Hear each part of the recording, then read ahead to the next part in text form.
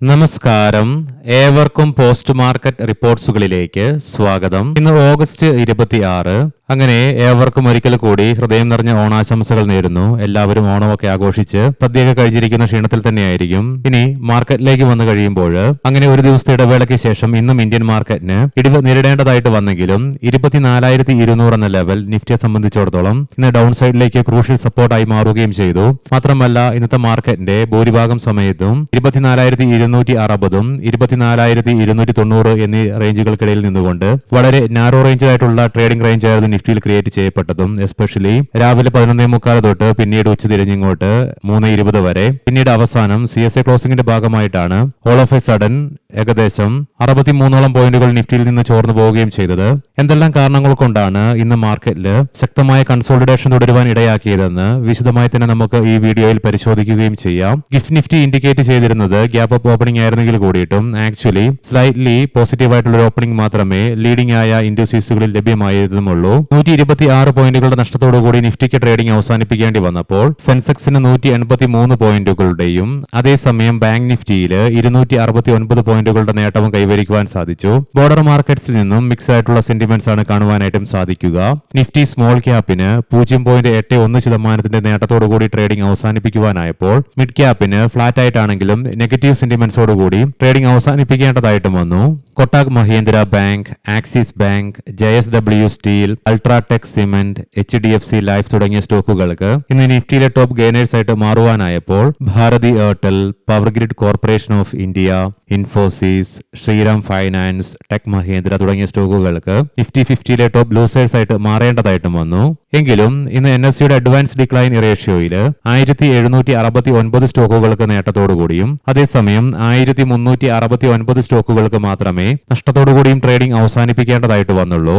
Sector wise നോക്കുമ്പോൾ banks, finance, automobiles, health care, metal and mining, capital goods തുടങ്ങിയ മേഖലകൾക്ക് ഇന്ന് നേട്ടത്തോടുകൂടി തന്നെ ട്രേഡിംഗ് അവസാനിപ്പിക്കുവാനായപ്പോൾ IT, oil and gas, power, FMCG, telecom, infrastructure, reality തുടങ്ങിയ മേഖലകൾക്ക് ഇന്ന് നഷ്ടത്തോടുകൂടി ട്രേഡിംഗ് അവസാനിപ്പിക്കേണ്ടതായിട്ട് വന്നു. എണ്ണയുടെ വിലയിൽ ഉണ്ടായ ശക്തമായ ഇടിവിനെ തുടർന്ന് അത് US ഡോളറിന്റെ ഡിമാൻഡിൽ കുറവ് വരുത്തിയതിനെ തുടർന്ന് ഇന്നലെ 27 പൈസയുടെ നേട്ടം കൈവരിച്ച ഇന്ത്യൻ രൂപയ്ക്ക് ഇന്ന് US ഡോളറിനെതിരെ ഇന്നലത്തെ ക്ലോസിംഗ് ലെവലിൽ നിന്നും 18 പൈസയുടെ നേട്ടം ഇന്ന് കൈവരിക്കുവാനും സാധിച്ചു.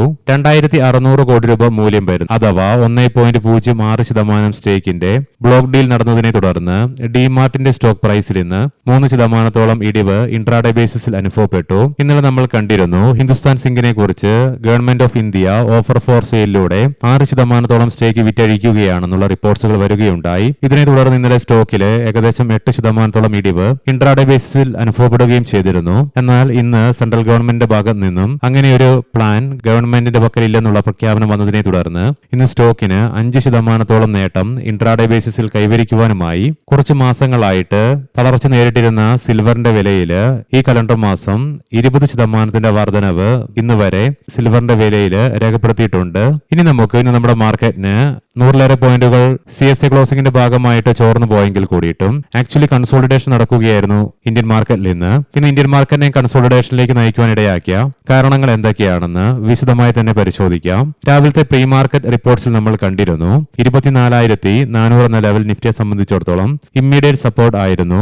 ആയതിനാൽ തന്നെ ടെക്നിക്കലായിട്ട് ഈ ലെവൽ എത്തുന്നതിന് മുന്നോടിയായിട്ട് തന്നെ ഇന്ന് നിഫ്റ്റിയിൽ ശക്തമായ പ്രോഫിറ്റ് ബുക്കിംഗുമായിരുന്നു അനുഭവപ്പെട്ടത്. മാത്രമല്ല ഇന്ന് IT, കൺസ്യൂമർ ഡ്യൂറബിൾസ് തുടങ്ങിയ മേഖലകളിലും അനുഭവപ്പെട്ട വീക്ക്നെസ്സും നമ്മുടെ മാർക്കറ്റിനെ വീക്കൻ ചെയ്യുവാനും ഇടയാക്കി. കൂടാതെ ഇന്ത്യൻ IT മേഖലയിലെ ഹെവി വെയ്റ്റ് സ്റ്റോക്കുകളായ Infosys, Tech Mahindra, Tata consultancy services തുടങ്ങിയ സ്റ്റോക്കുകൾക്ക് നേരിടേണ്ടി വന്ന ഇടിവും നമ്മുടെ മാർക്കറ്റിനെ പിന്നോട്ട് വലിച്ചപ്പോൾ ഇന്ത്യൻ മാർക്കറ്റിലെ നമ്പർ 1 സ്റ്റോക്കായ HDFC ബാങ്കിന് ഇന്ന് നേരിടേണ്ടി വന്ന ദുർബലതയും നമ്പർ 2 സ്റ്റോക്കായ റിലയൻസ് ഇൻഡസ്ട്രീസിന് ഇന്ന് നേരിടേണ്ടി വന്ന ശക്തമായ ദുർബലതയും നമ്മുടെ മാർക്കറ്റിനെ പിന്നോട്ട് വലിക്കുവാനും കാരണമായി മാറുകയും ചെയ്തു.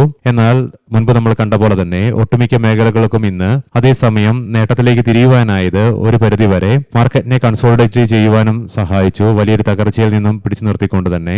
ഇതിനെല്ലാം പുറമെ നിഫ്റ്റിയെ സംബന്ധിച്ചിടത്തോളം 24,200 എന്ന ലെവൽ ഡൗൺ സൈഡിലേക്ക് ചെയ്യാതിരുന്നതിനാൽ തന്നെ അപ്പർ സൈഡിലേക്കും 24,400 എന്ന ലെവലിന് തൊട്ട് താഴെയായിട്ട് റെസിസ്റ്റൻസ് നേരിടേണ്ടി വന്നതിന്റെ ഫലമായിട്ട് ടെക്നിക്കലായിട്ടും മാർക്കറ്റിനെ നിന്ന് കൺസോളിഡേഷനിലേക്ക് നയിക്കുവാനും സഹായിച്ചു. ഇതിനെല്ലാം പുറമെ ഇന്നലെ US മാർക്കറ്റുകൾക്ക് ശക്തമായ നേട്ടം കൈവരിക്കുവാനായിരുന്നെങ്കിൽ കൂടിയിട്ടും രാവിലെ നമ്മൾ പ്രീ മാർക്കറ്റ് റിപ്പോർട്ട്സിൽ കണ്ട പോലെ രാവിലെ മുതൽ യുഎസിലെ ഡോ ജോൺസ് ഫ്യൂച്ചറിൽ വീക്കെൻഡ്സ് ആയിരുന്നു അനുഭവപ്പെട്ടിരുന്നതും.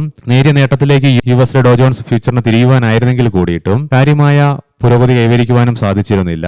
മദർ മാർക്കറ്റായ US മാർക്കറ്റിന്റെ ഫ്യൂച്ചർ മാർക്കറ്റിന് വളർച്ച നേരിട്ടതും ഇന്ന് ഇന്ത്യൻ വിപണിയെയും പ്രതികൂലമായി തന്നെ ബാധിക്കുകയും ചെയ്തു. ഇന്ത്യ വിക്സിൽ ഇന്ന് 4.5% ഇടിവ് രേഖപ്പെടുത്തിയെങ്കിൽ കൂടിയിട്ടും ഇന്ത്യ വിക്സിൽ ഇന്ന് ഹൈ വോൾട്ടാലിറ്റി ആയിരുന്നു അനുഭവപ്പെട്ടിരുന്നത്. ഏകദേശം 4% ഇടിവ് അനുഭവപ്പെട്ട് ഉടനടി തന്നെ ഏകദേശം 3% ഉയർച്ചയും പ്രകടമായിരുന്നു. അങ്ങനെ ഇന്ന് പല ഘട്ടത്തിലും ഇന്ത്യ വിക്സിലെ ഉയർച്ച താഴ്ചകൾ ശക്തമായി തന്നെ പലപ്പോഴും അനുഭവപ്പെടുകയും ചെയ്തിരുന്നു. മുൻപ് കണ്ട പോലെ തന്നെ 10.56 എന്ന ലെവലിലായിട്ട് ഇന്ത്യ വിക്സിന് ക്ലോസിംഗും രേഖപ്പെടുത്തുവാനായിരുന്നു. ഗ്ലോബൽ മാർക്കറ്റിലേക്ക് വന്നു കഴിയുമ്പോൾ യുഎസിലെ Dow Jones future slightly positive സെന്റിമെന്റ്സോടുകൂടി അഥവാ 3 പോയിന്റുകളുടെ നേട്ടം മാത്രമേ നിലവിൽ പ്രതിഫലിപ്പിക്കുന്നുള്ളൂ.